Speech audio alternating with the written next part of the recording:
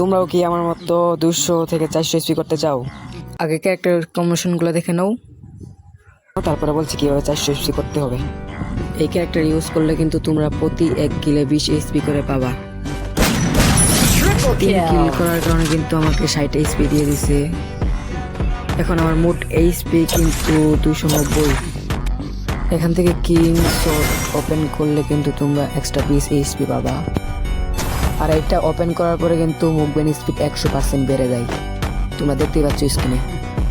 বিমার শক্তি আসার পর কিন্তু আরেকটা কিং শট ওপেন করলাম। তো তোমরা দেখতে পাচ্ছ ওপেন করার পরে কিন্তু আমি আরো এক্সট্রা 20 এইচপি পেয়ে গেলাম।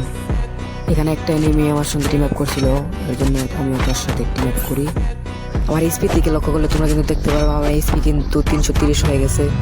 এই গাড়ি দিয়ে কিন্তু আমি দিকে যাওয়ার পরে দেখি একটা এনিমি এখানে বসে আছে। গাড়ি থেকে নামার পর যখন আমি ক্যারেক্টার ইউজ করার পরে কিন্তু তোমরা দেখতে পাচ্ছ আমার এইচপি 400 হয়ে গেছে।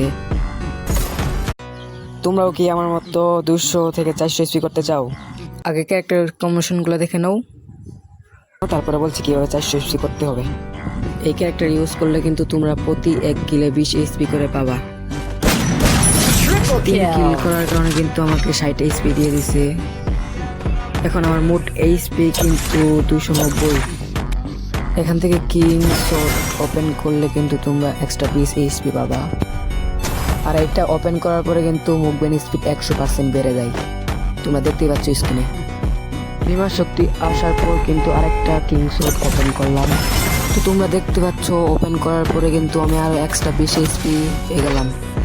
এখানে একটা এনিমি আমার সঙ্গে টিম আপ করছিল, এর জন্য আমি ওটার সাথে টিম আপ করি। আমার এইচপি দিকে লক্ষ্য করলে তোমরা কিন্তু দেখতে পারো আমার এইচপি কিন্তু 330 হয়ে গেছে। এই গাড়ি দিয়ে কিন্তু আমি দিকে যাওয়ার পরে দেখি একটা এনিমি এখানে বসে আছে। গাড়ি থেকে নামার পর যখন আমি ক্যারেক্টার ইউজ করার পরে কিন্তু তোমরা দেখতে পাচ্ছ আমার এইচপি 400 হয়ে গেছে।